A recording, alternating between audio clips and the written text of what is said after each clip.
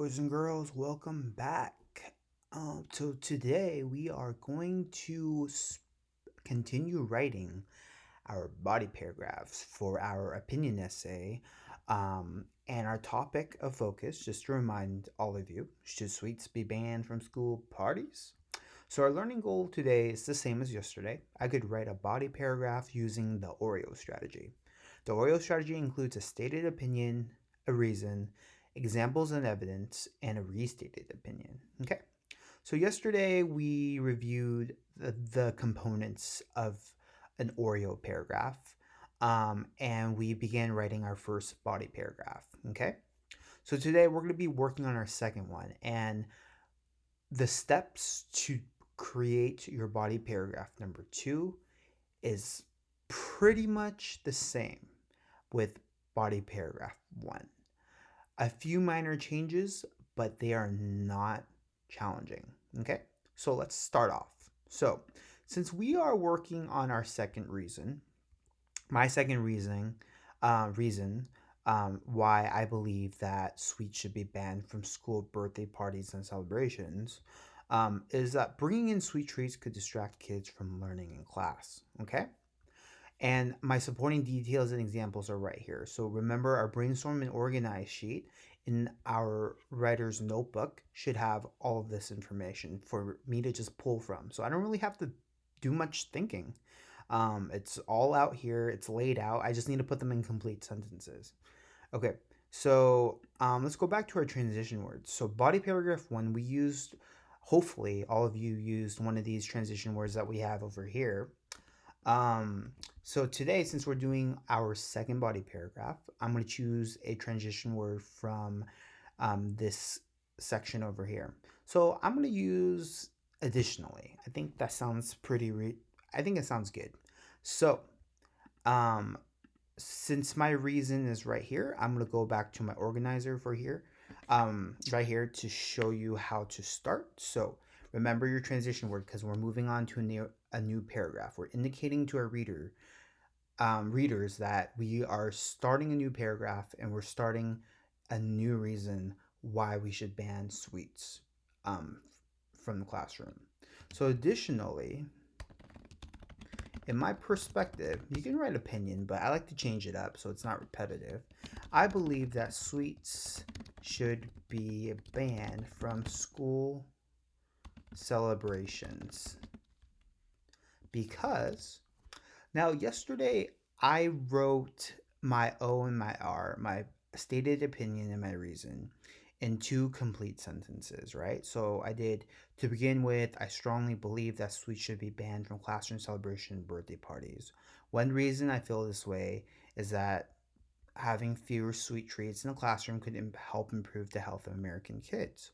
Now, sometimes you don't have to write two complete sentences. You can combine your O and your R together. So, I believe that sweets should be banned from school celebrations because sweet treats could distract kids from learning in the classroom. So I just combined my O and my R. So I'm gonna write my R here and just erase that. So I have my reason right over here actually. So it's your choice. You can combine them together or you can write two complete sentences. So you would probably say one reason that I feel this way is so you can kind of repeat what you said yesterday or you can change it up depending on how you want to write it. It's your choice. But I just combined my O and my R just because you can. And so I'm done with my R. Now, my E, my evidence, remember you take your information from brainstorm and organize over here. So I'm going to give an example. I don't want to use for example again, so I'm going to give an instance. For instance, a teacher could spend 15 to 20 minutes getting treats set up for the classroom. Um, Students could be using this time to learn instead of just waiting around, which actually I've seen happen. Sometimes when we have to set up a small celebration for a student in the classroom, which we love doing as teachers, unfortunately, it does take some time away from actual learning. And so it's, you got to really you know, find the balance. So that's my example that I have over here. Now I want to use something from the actual text. So something that I gathered after reading was, according to the article, parties with messy foods require too much work to set up and clean. And I think I remember that being straight from the text. Like I didn't change that at all. So I have to use quotation marks just to show that, that's from the text. So I'm gonna write, according to the article, it states parties with messy foods require too much work to set up and clean. So this is directly from the text, meaning that I copied straight up. I didn't change the words. I didn't paraphrase. So I'm gonna have to put quotation marks just to show my reader that I got it straight from the text, and you can go back to it, and it's gonna look exactly like how I just wrote it. Okay.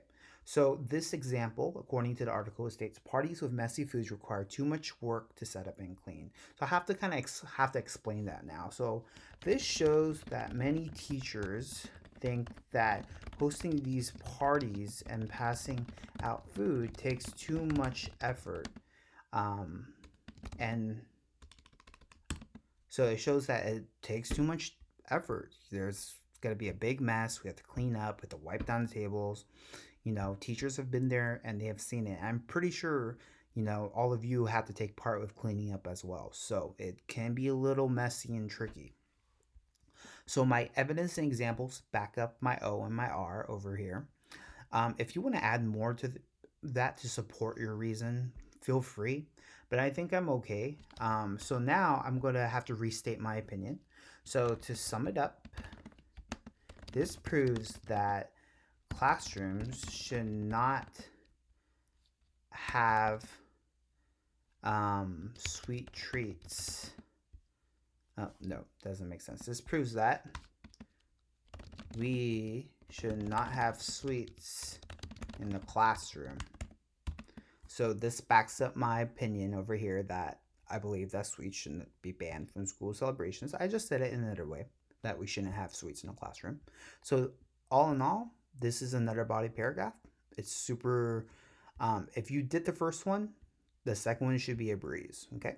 So since I did it on this slide, I'm going to just copy and paste it to my actual opinion essay. So remember my introduction. This is my body 1. And now I'm going to work on my body 2. I'm going to copy and paste just so I can have all 5 paragraphs here at the end. Okay. And then one more sentence. All right. So I'm going to color code it just to show all of you what it's supposed to look like. So let's do black. None. All right. So transition word, yellow. Make sure you have your transition word, or else your paragraph would not, the reader wouldn't find it to be smooth when they're reading it, because you don't have an indication that a new paragraph is about to begin. So I believe that sweets should be banned from school. That's my opinion statement. Let's color that cyan. And my reason is going to be red. Boys and girls, you don't have to color code. It just helps me when, so all of you can easily see the parts that are needed for an opinion body paragraph. But by all means, you are not required to do this. I think I have one more sentence that needs to be orange. All right. And then the last paragraph, that's my closing restated opinion. So Oreo, O-R-E-O, with your transition word, obviously. So that is it for body paragraph 2. Tomorrow we will be writing body paragraph 3, and then we will be wrapping up our conclusion on Thursday, and then we're going to edit, revise, and clean it up on Friday. Okay? So introduction, body paragraph 1, body paragraph 2. All right, peace out.